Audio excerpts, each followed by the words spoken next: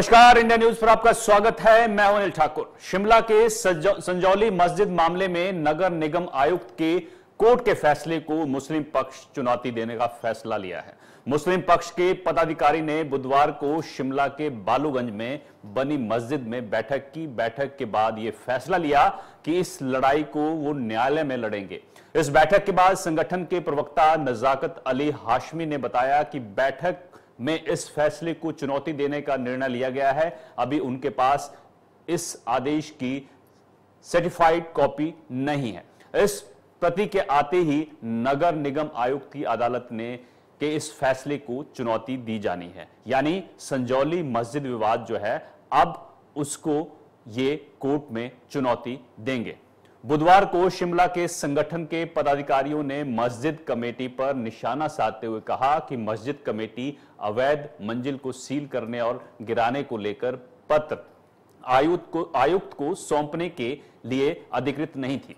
संजौली मस्जिद कमेटी ने वक्फ बोर्ड और अन्य मुस्लिम समुदाय के लोगों को विश्वास में लिए बिना ही ऐसा फैसला जो है वो लिया है। ऐसे में नगर निगम शिमला आयुक्त कोर्ट ने जो फैसला दिया है वो मुस्लिम समुदाय की आस्था के साथ खिलवाड़ करने वाला है। इसका मुस्लिम समुदाय विरोध करता है। नजाकत अली हाशमी ने मीडिया से बातचीत के दौरान यह भी कहा कि कोर्ट का फैसला सही नहीं है, यह फैसला तथ्यों पर नहीं दिया गया है। इस फैसले से मुस्लिम समुदाय के लोगों की आस्था को ठेस पहुंचेगी। इसके खिलाफ मुस्लिम समुदाय कोर्ट जाएगा। उन्होंने कहा कि न्याय के लिए मुस्लिम समुदाय के लोग आखिरी तक यानी सुप्रीम कोर्ट तक जाने के लिए तैयार हैं। जैसे ही आयुक्त कोर्ट के आदेश की कॉपी मिल जाएगी, उसके बाद संगठन इस फैसले के खिलाफ आगामी कानून कार्रवाई जो है वो करेगा। आपको बता दें कि 5 अक्टूबर को नगर निगम शिमला आयुक्त ने संजौली मस्जिद के उस हिस्से को हटाने की अनुमति दे दी थी जिसे खुद ही वक्फ बोर्ड और मस्जिद कमेटी ने आगे आकर हटाने की पेशकश की थी। इसके लिए 2 महीने का वक्त दिया गया था। नगर निगम के आयुक्त भूपेंद्र अत्री ने कहा कि मस्जिद के 3 फ्लोर को हटाने का काम वक्फ बोर्ड की देखरेख में होगा।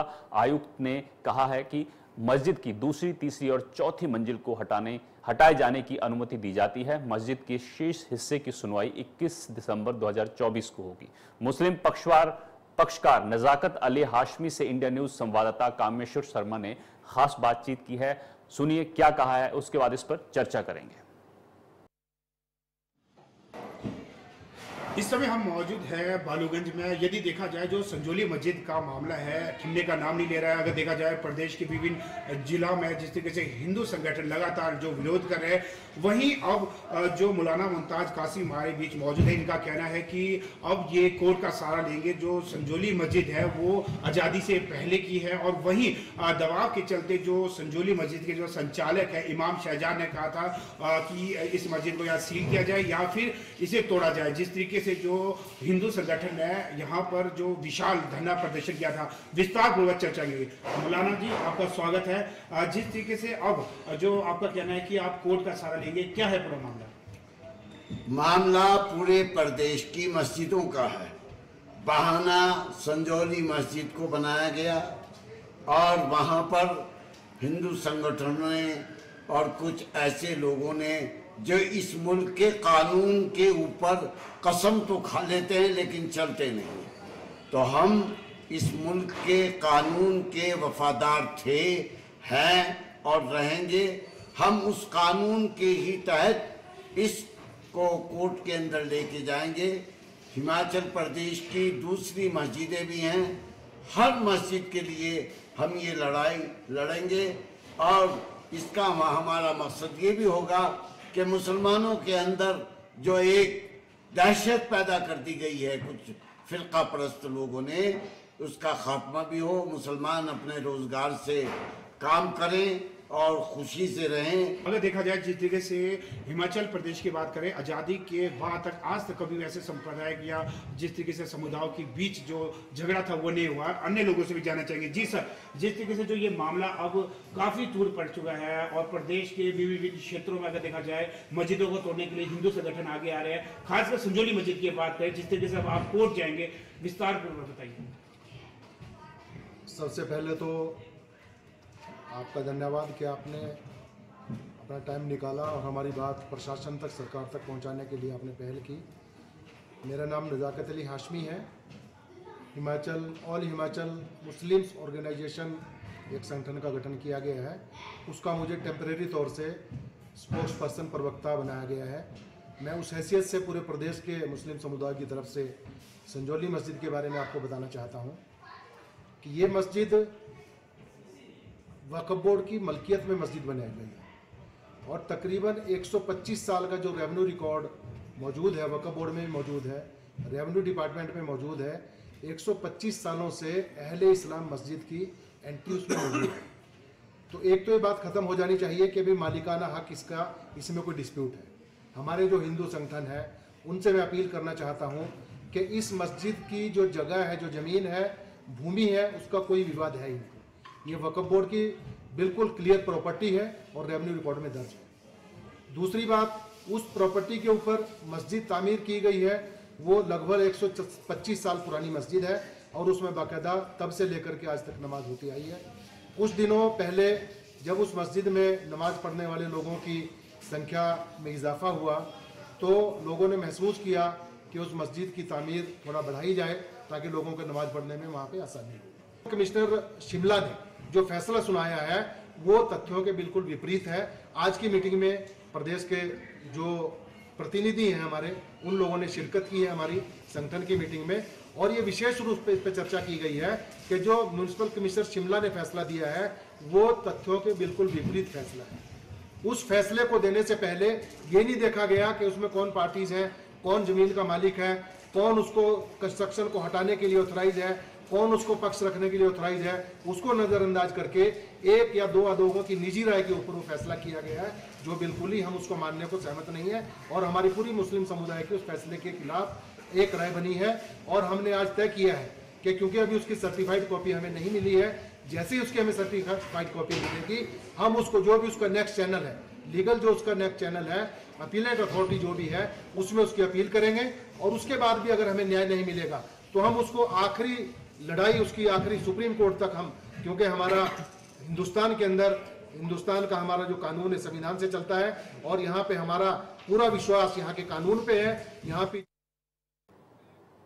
तो आपने सुना नजाकत अली हाशमी को, बड़ी नजाकत से कह रहे हैं कि ये मस्जिद कमेटी की निजी राय है, कुछ लोगों की निजी राय है, ये फैसला जो है मुस्लिम समुदाय का नहीं है। चर्चा करेंगे, हमारे साथ खास मेहमान है विवेक शर्मा, बीजेपी प्रवक्ता, जेएस तोमर कांग्रेस की तरफ से, नजाकत अली हाशमी मुस्लिम पक्षकार जो है हमारे साथ जुड़े हुए हैं, कमल गौतम हिंदू नेता हमारे साथ मौजूद हैं। आप सभी का स्वागत है। नजाकत अली जी, सबसे पहले मेरा सवाल आपसे है, आप कह रहे हैं कि ये मस्जिद कमेटी की तरफ से जो फैसला लिया गया था ये कुछ चंद लोगों की निजी राय है और हिंदू जो मुस्लिम समुदाय है, अगर ये फैसला आता है, अगर मस्जिद को तोड़ा जाता है तो जो मुस्लिम समुदाय है उसकी आस्था के साथ खिलवाड़ होगा। तो आपको नहीं लगता कि दूसरा समुदाय है उसकी आस्था के साथ भी खिलवाड़ हो रहा है? और कहां जाकर आपने बैठकें की हैं कि अब आपको ये फैसला लेना पड़ रहा है? इससे पहले कहां थे आप? नजाकत सबसे पहले तो मेरी आवाज आ रही है सर? बिल्कुल आ रही है, आ रही है। सबसे पहले तो सर आपका बहुत बहुत धन्यवाद और जितने भी पैनलिस्ट आपने बिठाए हैं उन सबको मेरा आदाब, नमस्कार। ये जो मस्जिद संजौली का विवाद शुरू हुआ, मेरी नजर में और हमारे समुदाय के जितने भी बुद्धिजीवी लोग हमारी बैठक में शामिल हुए कल, हमारी नजर में ये विवाद ही नहीं था मस्जिद का। ये दो पक्षों की लड़ाई थी शुरू में, जहां से शुरुआत हुई है और उसको मस्जिद तक लेकर के आए कुछ लोग जानबूझ करके और वो मस्जिद में आकर के उसको एक इशू मस्जिद का बना दिया गया। नंबर 1। नंबर 2, वो जो मस्जिद की आप तामीर की बात बोल रहे हैं, मैं वाजे करना चाहता हूं आपके माध्यम से, इसमें मस्जिद की जो जमीन है इसका मालिकाना हक की कोई लड़ाई नहीं है। रेवेन्यू रिकॉर्ड में लगभग 125 सालों से ये वक्फ बोर्ड की प्रॉपर्टी दर्ज है और उस प्रॉपर्टी के अंदर जो पर्टिकुलर खसरा नंबर है जहां पे मस्जिद तामीर की गई है, उस मस्जिद का 125 सालों से रेवेन्यू रिकॉर्ड में अहले मस्जिद अहले इस्लाम के नाम से इंतकाल भी दर्ज। तो ना तो मालिकाना हक का वहां कोई डिस्प्यूट है और ना ये डिस्प्यूट है कि वहां पे मस्जिद पहले से थी या नहीं। अब तीसरी बात आती है वहां पे हाल फिलहाल में कंस्ट्रक्शन की। उस मस्जिद को, क्योंकि छोटी मस्जिद थी वो, वहां पे नमाजी जैसे बढ़ते चले गए तो उनको नमाज पढ़ने में दिक्कत आने लगी। तो वहां के जो नमाजी लोग थे, कमेटी के लोग थे, उन्होंने वक्फ बोर्ड से रिक्वेस्ट की कि हम इसको और थोड़ा सा एक्सपेंड करना चाहते हैं मस्जिद को, और उन्होंने बाकायदा वहां पे एप्लीकेशन दी, अप्लाई किया। अप्लाई करने के बाद वक्फ बोर्ड ने उनको परमिशन दे दी कि भी आप इसको एक्सपेंड कर सकते हैं अपने खर्चे पे। तो उन लोगों ने चंदा इकट्ठा किया आपस में। नहीं तो वक्फ बोर्ड कौन होता है एक्सपेंड कराने वाला? वो वक्फ बोर्ड इसलिए मैं बोल रहा हूँ क्योंकि वक्फ बोर्ड की मालिकाना हक वक्फ बोर्ड का है, वो प्रॉपर्टी वक्फ बोर्ड की है और आज से नहीं है, लगभग 200 साल। लेकिन परमिशन तो होनी चाहिए। शिमला में अगर आपको कोई कंस्ट्रक्शन करना है तो परमिशन होनी चाहिए। सर मैं उसी पे आ रहा हूँ, मैं आधा मिनट दे दीजिए मुझे। उसके बाद वक्फ बोर्ड से उस कमेटी ने परमिशन ली कि भी आप इसके कंस्ट्रक्शन कर सकते हो, क्योंकि जो मस्जिद का जमीन का मालिक था उससे परमिशन लेनी कमेटी की जिम्मेदारी बनती थी। तो कमेटी ने जिम्मेदारी से परमिशन ली और उस परमिशन के बेस पे उन्होंने अपना नक्शा पास करवाने के लिए एमसी शिमला में अप्लाई किया प्रॉपरली। एमसी शिमला ने उसको नक्शा पास करने में कई सालों का वक्त लगा दिया, उसको लंबित रखा गया। और इस बीच में वहां पे क्योंकि नमाजियों को नमाज में बड़ी दिक्कत आ रही थी, तो उन लोगों ने वहां पे नमाजियों को फैसिलिटी प्रोवाइड करने के लिए कुछ कंस्ट्रक्शन वहां पे की। जब कंस्ट्रक्शन वहां पे हो गई वो, तो चंदा, क्योंकि चंदे से सारी कंस्ट्रक्शन होती है, मस्जिद मदरसे गुरुद्वारे जितने बनते हैं सभी की ज्वाइंट मनी इसमें होती है, तो उन्होंने हिम्मत करके उसकी 2-3 मंजिलें, क्योंकि वो निचला जो पोर्शन था फर्स्ट फ्लोर का बहुत छोटा था, उसको एक्सपेंड करने के लिए 2-3 मंजिलें उन्होंने बनाई वहां पे। और जो नक्शा पास करना था वो उस वक्त 2.5 मंजिल की परमिशन गवर्नमेंट की तरफ से अलाउड थी, जिसको म्युनिसिपल कॉर्पोरेशन को अलाउ करना था, लेकिन उन्होंने टाइम से उसको अलाउ। चलिए ठीक है, आप पूरी कहानी मत सुनाइए, आप सिर्फ इतना बताइए कि आप, मुझे लगता है पूरे प्रदेश में घूम रहे हैं आप, कहीं दिल्ली, यूपी, कहीं और जगह भी घूम रहे हैं आप, क्योंकि पहले अगर आप सोए थे, अब क्यों जागे? जब कोर्ट ने फैसला दे दिया उसके बाद क्यों जाग रहे हैं आप? मैं जागने की बात बताऊं, हम कहीं सोए हुए नहीं थे, हम जागे हुए थे। ये जो मस्जिदें हैं या मदरसे हैं या मंदिर हैं, गुरुद्वारे हैं, इनमें ज्यादा इंटरफेरेंस ज्यादा लोग करते नहीं है, सिर्फ इबादत गाहें हैं हमारे लिए, सबके लिए। तो इंटरफेरेंस की बात नौबत तब आती है जब वहां पे कोई डिस्प्यूट क्रिएट हो जाता है। इससे पहले कोई डिस्प्यूट ही नहीं था। ये 1-1.5 महीने पहले से जब 2 पक्षों की लड़ाई हुई और उसके बाद मस्जिद को लेकर के डिस्प्यूट क्रिएट किया गया। ये हमारे हिंदू भाई जो संगठन है, हमारे हिंदू संगठन हमारे ही भाई हैं सारे। मैं कमल गौतम जी से और अपने रूमित ठाकुर जी, पता नहीं आपके पैनल पे है नहीं है, भारत भूषण जी देवभूमि संघर्ष समिति के अध्यक्ष हैं, ये हमारे भाई हैं। मैं इनसे रिक्वेस्ट करना चाहता हूं कि अगर आप इस मुद्दे को सिर्फ 2 पक्षों की लड़ाई तक सीमित रखते तो ये मामला। चलो ठीक है, नजाकत अली जी आप कह रहे हैं भाई हैं, तो आप भाई कमल गौतम बैठे हैं, उन्हीं से जरा रिएक्शन ले लेते हैं। कमल गौतम जी, आपने सुन लिया, मौलाना जी को सुन लिया आपने, वो साफ कह रहे हैं कि ये निजी राय थी, जो इमाम हैं वो एक नौकरी करने वाले लोग हैं मस्जिद में, उनकी ये निजी राय थी।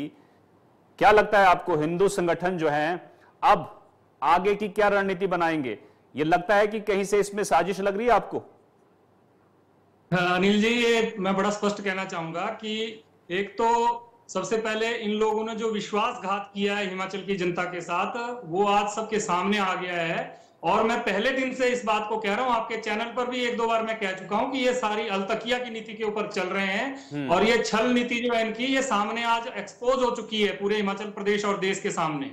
आप देखिए ये किस प्रकार से इस कहानी को पढ़ रहे हैं कि ये जो है 200 वर्ष, भाई 200 वर्ष पहले कहां वक्फ बोर्ड था? ये इन्होंने अभी अपनी स्टेटमेंट में कहा कि 200 वर्ष से ये वक्फ बोर्ड की प्रॉपर्टी है।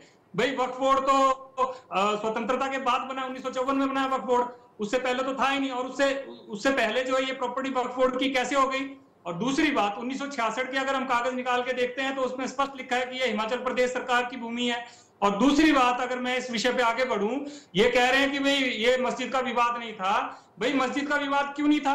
आपके कोई भी हमारे यहाँ स्थानीय नौजवान को मारेगा, पीटेगा, हमारी माताओं बहनों के साथ छेड़छाड़ करेगा और वो जाकर के मस्जिद में छिप जाएगा और आप उसको वहां शरण देंगे और आप ये अपेक्षा करते हैं कि हम लोग उसके ऊपर प्रतिक्रिया नहीं देंगे। आप लोगों को इस बात की समझ नहीं है कि जिन लोगों ने मारपीट करी, जिन लोगों ने एक नौजवान को मारने का प्रयास किया, वो लोग वहां आकर के जो है मस्जिद के अंदर छुप रहे हैं और उनकी गिरफ्तारी वहां से हो रही है। उसके बाद भी आप लोग इतनी बेशर्मी से जो है मीडिया के सामने आकर के अपना बचाव कर रहे हैं।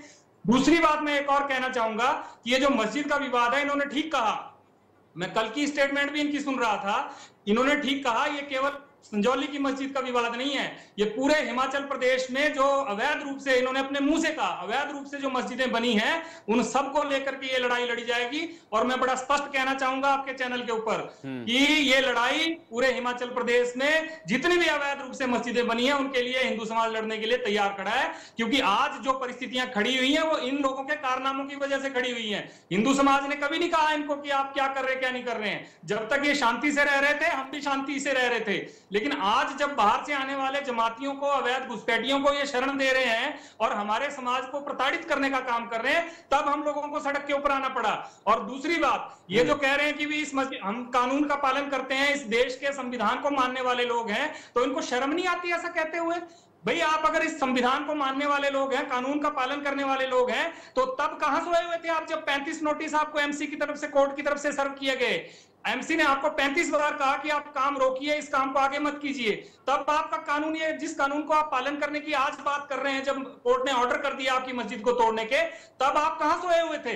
तब क्या संविधान और कानून आपको नजर नहीं आया? आज आपको जब कोर्ट ऑर्डर कर देता है तो उसके बाद आप संविधान का रोना रोते हैं और यहां आकर के विक्टिम कार्ड खेलने का काम करते हैं। तो कहीं ना कहीं ये जो षड्यंत्र है ये सुनियोजित है। और मैं आपसे कहना चाहूंगा आपके चैनल के माध्यम से, आपके दर्शकों से, ये लोग दिल्ली जाकर के, पहले ये लोग जो है दिल्ली जाकर के एक कांग्रेस के बड़े नेता से मिले, उसके बाद जब वहां इनकी बात नहीं बनी, उन्होंने यहां आने से मना किया, तो ये जो एक सोएब जमई करके व्यक्ति था उसको बुला करके लाया यहाँ पर, ताकि इस विषय को और ज्यादा बड़ा किया जा सके और समर्थन जुटाया जा सके इस अवैध मस्जिद को तोड़ने से बचाने के लिए।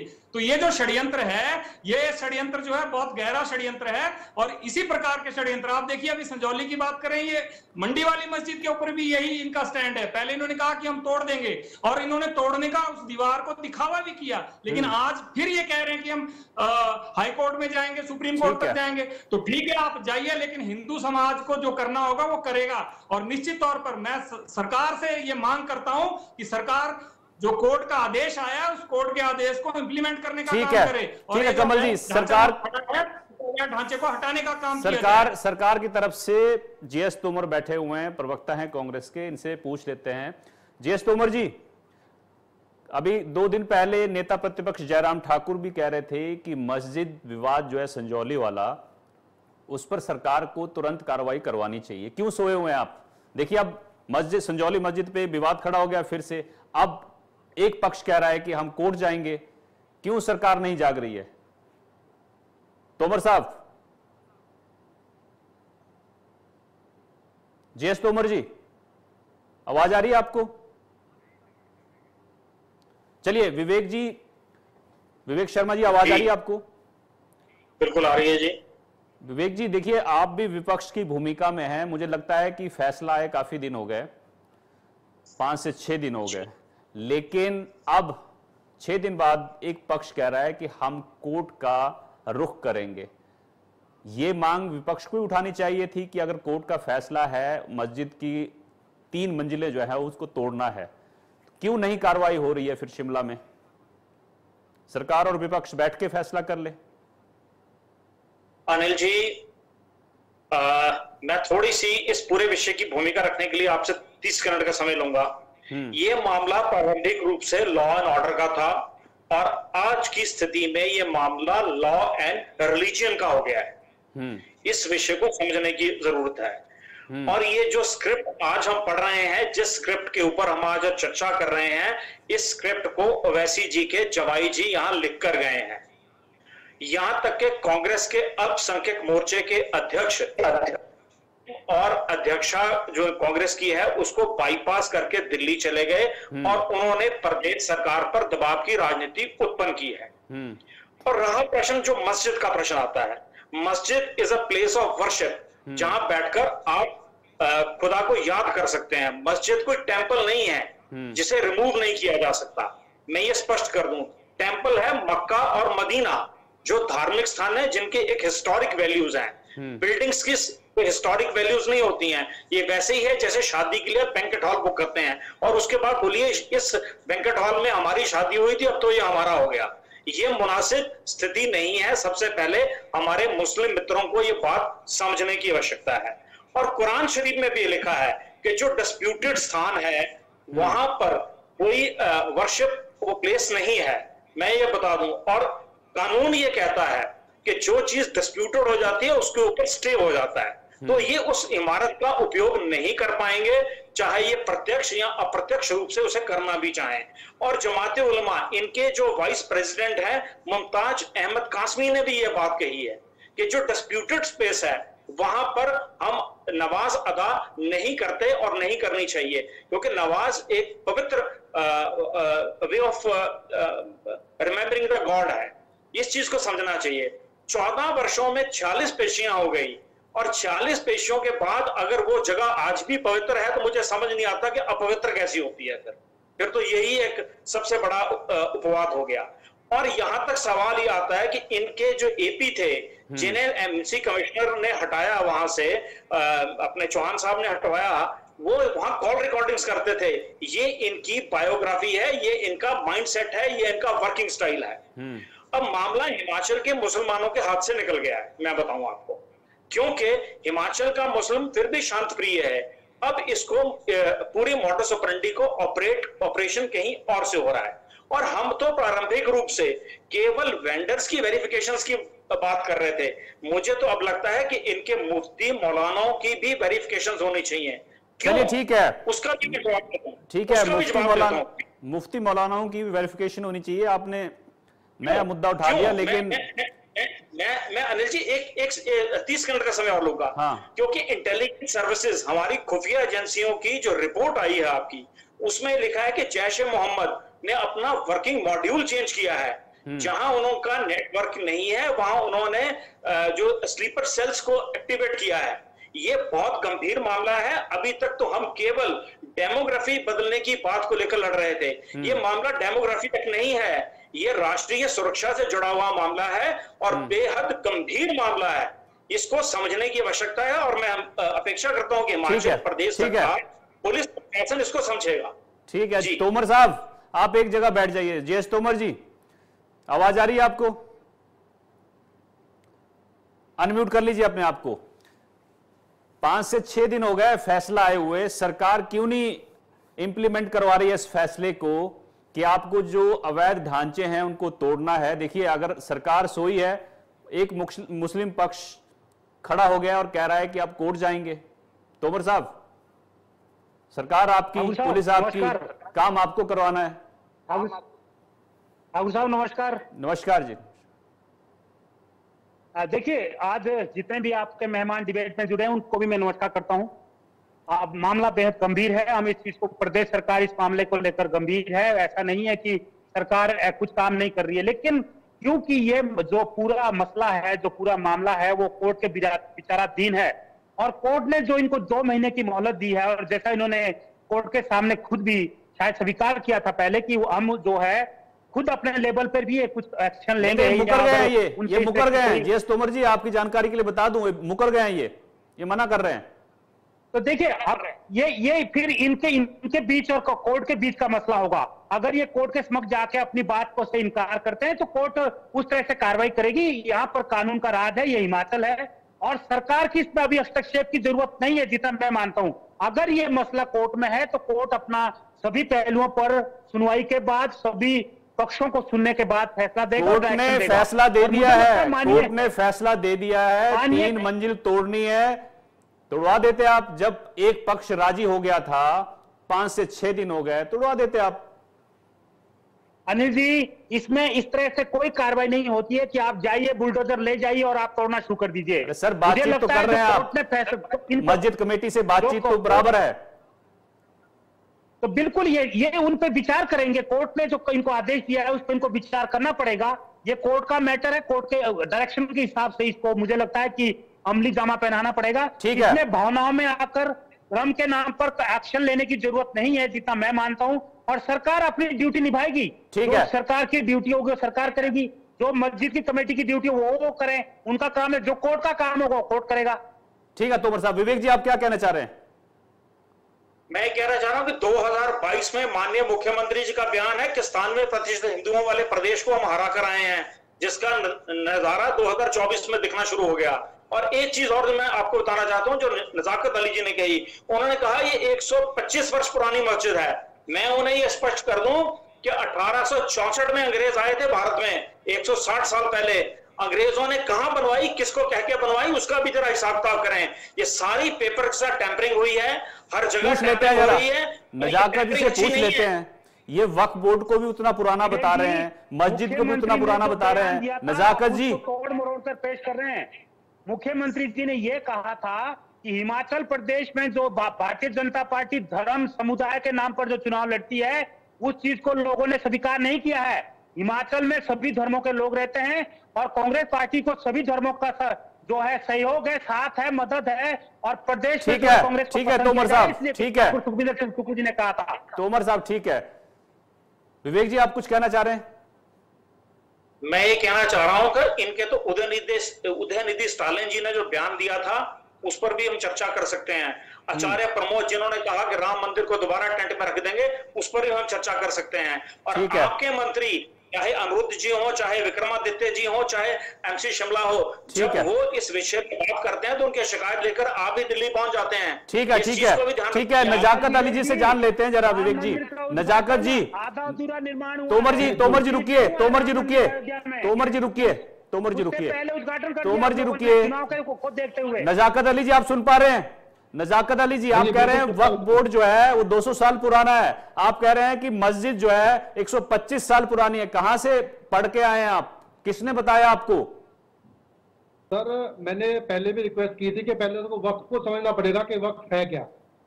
वक्फ वो प्रॉपर्टी होती है जिसका कोई, जैसे किसी फैमिली में कोई आगे वारिस को संभालने वाला नहीं होता, या कोई अल्लाह के नाम पे कोई चीज देना चाहता है तो वक्फनामा लिख के चला जाता है कि मेरी। चलिए वो तो हमें पता है, वो पता है। देखिए विवेक जी अभी बोल रहे हैं, विवेक जी कि आप कह रहे हैं 125 साल पुरानी है, यानी अंग्रेजों ने बनवाई है मस्जिद। 125 मैं वही बता रहा हूँ। हिंदुस्तान आजाद हुआ 1947 में, अभी 78 साल हुए हैं। लेकिन उससे पहले यहाँ बहुत ज्यादा मुस्लिम रहते थे, तो जिन्होंने अल्लाह के नाम पे प्रॉपर्टी देनी होती थी वो वक्फनामा लिख के जाते थे, तो वो सारी प्रॉपर्टी चलो ठीक है। कमल जी लास्ट रिएक्शन लेना चाहूंगा आपका मैं। ठीक है नजाकत जी, कमल जी। ये जो है ये जो बता रहे हैं कि प्रॉपर्टीज, ये मैं सीधा कहना चाहता हूं, ये जो है भाषा जिहाद के नाम पर जिस प्रकार से जब ट्रांसलेशन किया गया, उर्दू से जो है हिंदी में ट्रांसलेशन किया गया जब कागजों का, तो उस समय जो है भाषा जिहाद के नाम पर जो है कई जगह पर इस प्रकार की टैंपरिंग हुई है। और जो हमारा रिकॉर्ड है उसमें बहुत जगह पे इस प्रकार से जो है इनके जो इसको ट्रांसलेशन करने वाले जो लोग थे वो उर्दू से हिंदी में जब ट्रांसलेट करते थे तो ये गड़बड़ करते थे। आपके पास कोर्ट के दरवाजे खुले हैं, आप कंप्लेंट भाईचारे की बात इनको आज याद आ रही है, जब ये कोर्ट का चलिए ठीक है भाईचारे की ठीक है। उस दिन कहाँ थे? उस दिन हमारे एक नौजवान के ऊपर। ठीक है कमल जी, हिमाचल प्रदेश में बिल्कुल नहीं देंगे। अगर ये चाहते हैं कि इस प्रकार के ढांचे बना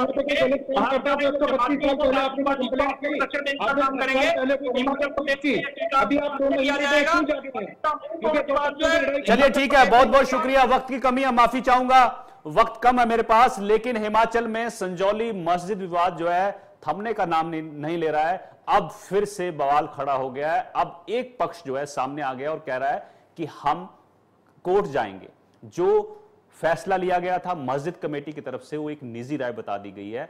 तो अब कोर्ट जाने के बाद क्या होता है, क्या रोक लगती है या फिर ये ढांचे जो हैं वो तोड़े जाएंगे? फिलहाल मेरे साथ इतना ही। आप देखते रहिए इंडिया न्यूज़। नमस्कार।